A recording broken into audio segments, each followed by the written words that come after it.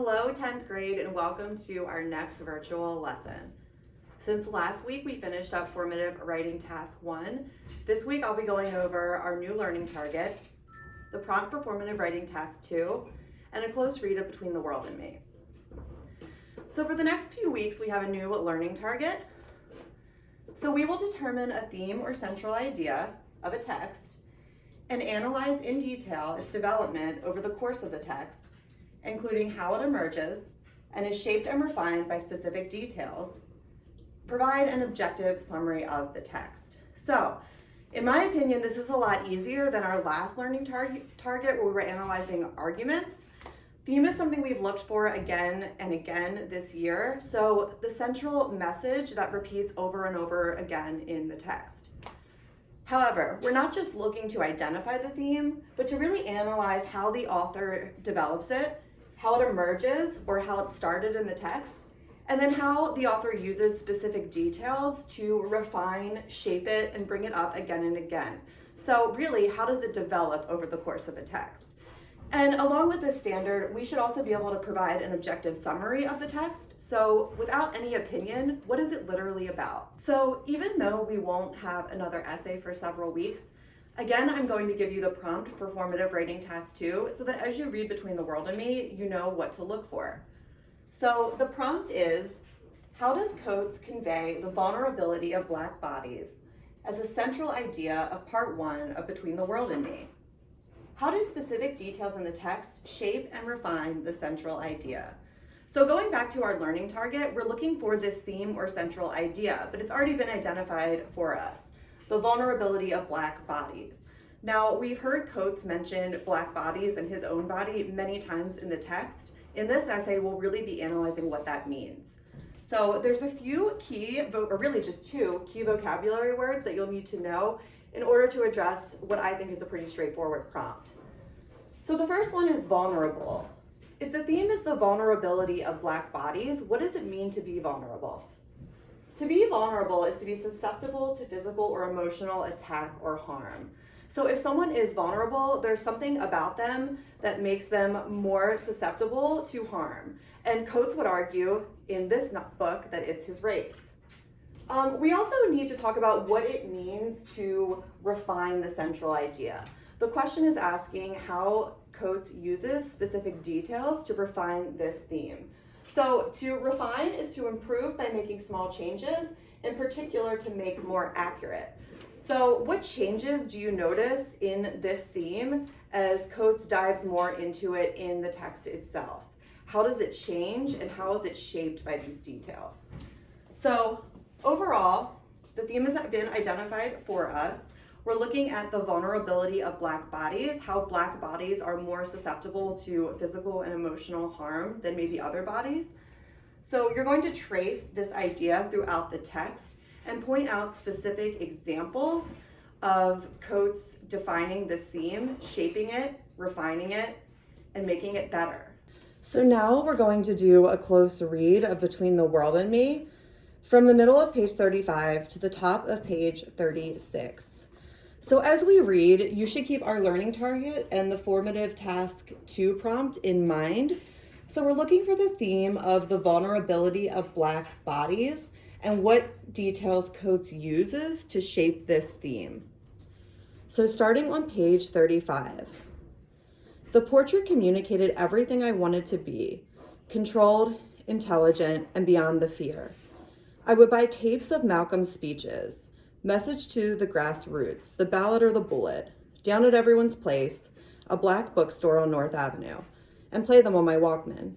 Here was all the angst I felt before the heroes of February, distilled and quotable.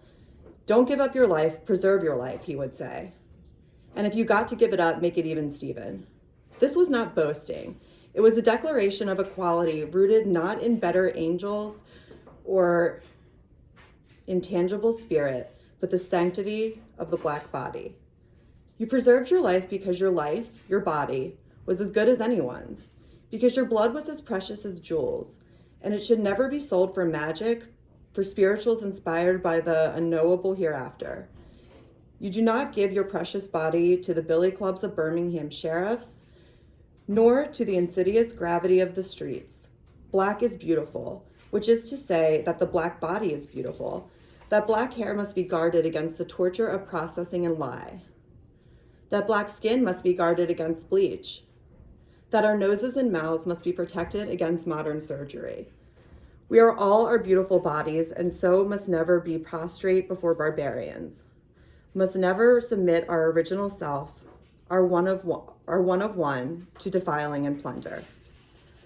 So there are many points that you could use for formative writing task 2 in this excerpt. So throughout this section, and even before we get to this particular close reading section, Coates talks about Malcolm X, and in this particular section, he's looking at a portrait of him and explaining the different speeches he would listen to. So if we look closely at the line on page 35 that starts with, "Here was all the angst. Here was all the angst I felt before the hearers of February, distilled and quotable.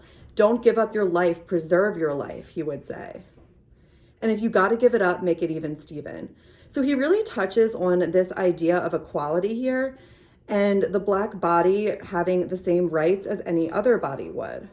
He specifically says the sanctity of the black body, meaning that it's sacred, that it's just as valuable as any other body, and that it's up to people to preserve their life because their body is as good as anyone else's. Blood is precious as jewels. So again, this theme of using the black body to really connect to this idea of equality and the black body deserving just as much protection and safety as any other body.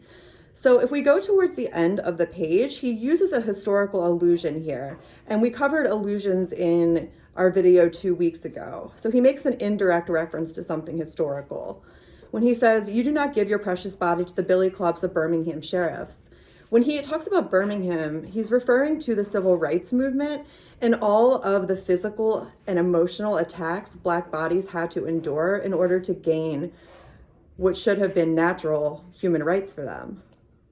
So he says, black is beautiful at the bottom of the page, which is to say the black body is beautiful. And then he describes physical attributes of black people that he feels really need to be maintained. So he speaks out against, on the top of page 36, the torture of processing and lye, the black skin that must be guarded against bleach, that our noses and mouths must be protected against modern surgery. So he's really alluding to this idea that we have even today, especially in the media, that there's a certain image of beauty.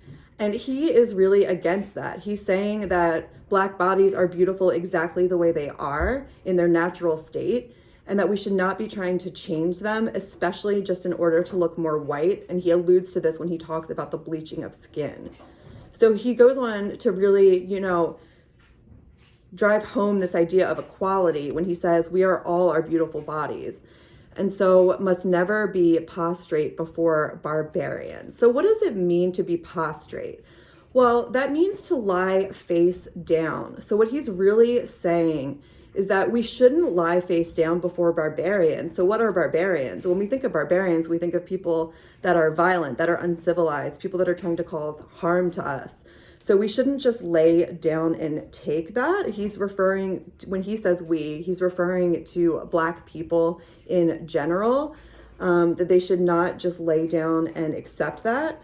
They must not let themselves be held down by their oppressors. And really, trying to be like your oppressor is in a sense being held down by them.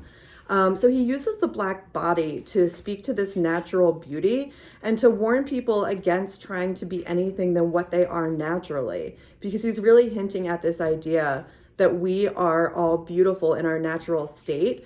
And he has really refined this theme from the beginning of the book.